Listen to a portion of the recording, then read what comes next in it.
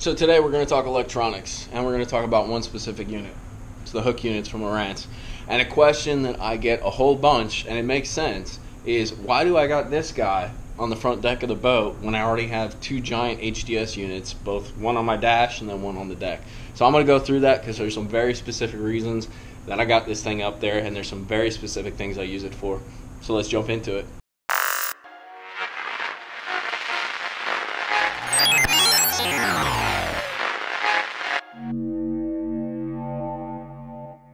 So in order to understand why I got this guy up front and why I need it here, even though I already have that HDS 9 up front and I got the HDS 12 on my dash, it really relates to a feature on here. And what that feature is this thing has downscan on it.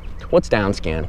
Downscan is a higher frequency cone that really shows you a lot more separation of fish and structure. It shoots through that water column in a tighter cone and gives you a much better idea of what's directly below you. Oftentimes when you're fishing or scanning a ledge, say, when you're on your dash, you'll turn on your structure scan, your down scan and your side scan in order to see exactly what you're seeing versus the return that you're getting on your broadband sonar, your 200 kilohertz, because that broadband sonar is very much a generalized picture of what you're seeing down there. It's a very wide cone. It's very much a broad look, much like the name intends, I guess, broadband, and it doesn't give you a very clear idea of what exactly is down there from a structure and a fish standpoint.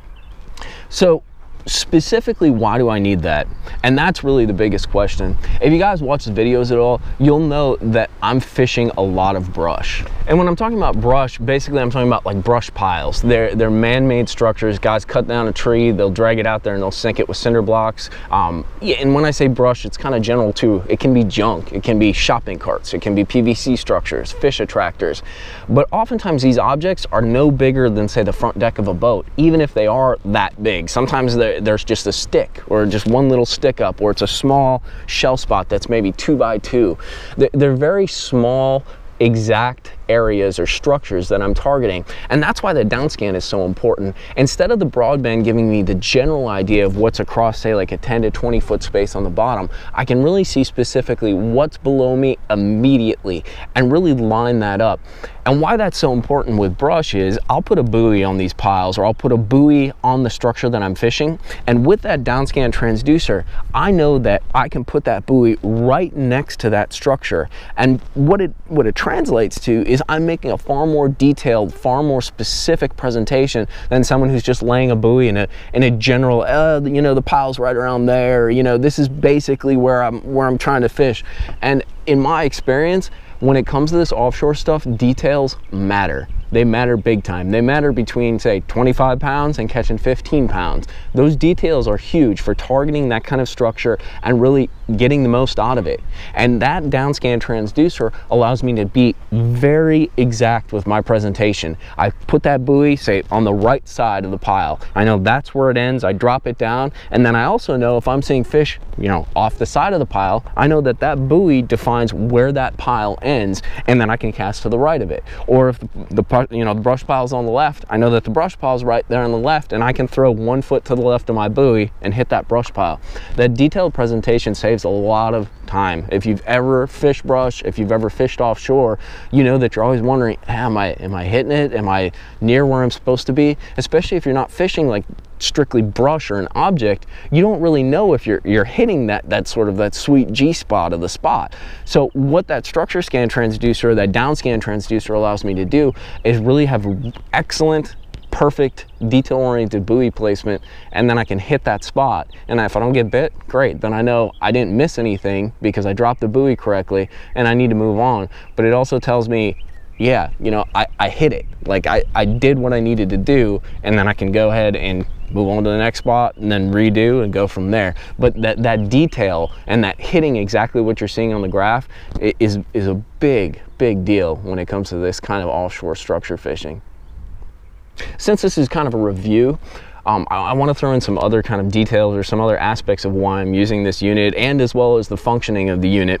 One thing that the downscan also allows me to do is I can target fish directly below the boat. With the broadband, you can do some general targeting of fish, but you don't know they're directly below the bottom of the boat, just like when I'm talking about dropping the buoys. With this, if I see a dot on it, I know it's right down below the boat. I can pitch out my drop shot 2 foot in front of the boat, drop it straight down, and bang, I'm there. I know I'm in front of that fish. I know that fish is right there. It's a smaller cone to fish, but it's also a more specific sort of target. I know exactly what's there, when it's there, and I can put my bait on it if I'm fishing vertically. The other nice aspect with these units, with the Hook 7s, is they do come with broadband sonar. So basically the transducer is twofold. It has the 200 kilohertz and as well as the chirp built into that 200 kilohertz. So I'm getting a wider cone. I can see a little more broadly what's down there. But at the same time, as you can see, it's not scanning right now because we're out of the water, but you have the 455 kilohertz. That's your down scan. So I'm able to really specifically see what's below the boat. So you're kind of getting the best of both worlds. I'm able to see a more general broadband sort of picture. You know, I can see a wider cone, I can see generally what's going on, and with the chirp it doesn't make a huge amount of difference, but it does clarify, like especially compared to some of the old school broadband we used to run. It gives me a general idea of what's kind of around in the circle that I'm fishing, but then with that down scan I know what's directly below the boat, and that's hugely important. So this is to be 100% honest, like I always try to be, or 98% honest. Gotta hold back a little bit of stuff. But one bad feature of this unit that I've noticed is it does sort of receive some interference from the trolling motor. When I have my Minn Kota on different speeds, I will get some feedback. It only happens on certain speeds, and I don't know if that has to do with the vibration wavelength that's put off by the trolling motor, if it messes with the way the scan picks up or with the way that pinging sonar goes down. But one downside of these units is you do get feedback when they're mounted on the trolling motor. One way I've tried to alleviate that is I've actually put, it's like shower pan material. It's like a small rubber kind of sheath kind of deal. And that one, it keeps the transducer from slipping on the trolling motor, and it also decreases the amount of vibration that transducer is getting. So it does reduce the interference, but I have noticed, not only with mine, but I got a couple buddies that have these units, you do get some interference when you are mounting them on the trolling motor. Last thing is you have different settings here. I'll be honest with you, I usually run my chirp or my broadband at 200, and rarely do I change my down scan from 455. 800 is available on here, but it's actually too much, and you don't actually see, it's such a strong beam that you don't always see what's there. The 455 is a perfect balance between sort of general pickup and you get good separation between fish and structure. So you really want to stick with that 455, seems to be the best setting.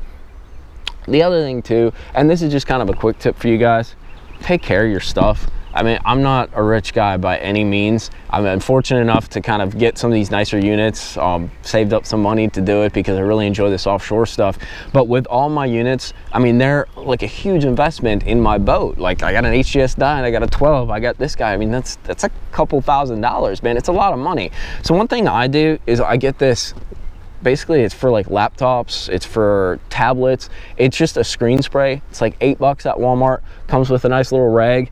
You can notice this thing, I've had this thing for a year now. I always wipe the screen down because it just gets nasty and you start getting gunk in the corners and that. Take care of your stuff. It'll cost you $8. It does a 30,000 times better job than just taking water and wiping it on there. It's really simple to keep one in the boat and keep one in the house and take care of the units, but definitely get some of this screen spray. It's made for this kind of stuff, for the touchscreen units especially, and these glass units. It takes care of them. It keeps your investment nice, and plus I can see fish better too. When these units get a bit dirty, sometimes the reflection and the glare gets a little sketchy to actually see stuff. So spray your units, take care of them. It's a big investment. So I know this isn't a hugely in-depth review, but this is the way I use the unit, and I'm trying to basically frame up why I use the unit, why I have one of these on the front, even though I have those other more high-end units, both on my dash as well as on the front of the boat here. This one helps me to be more efficient and do what I want to do when it comes to fishing brush and offshore structure. It's a good investment. I like it overall. Only downside is the interference aspect, really, but solid unit for the way I'm using it, and I hope this helps you out. You can check them out. There's a link to them down in Tackle Warehouse, so if you want some more details on some other specifics, click that link, check them out. But as usual, guys, I hope this helps you out, just sharing my experience and the way I like to approach offshore fishing and try to be more efficient. But tight lines, and let me know if you got any questions.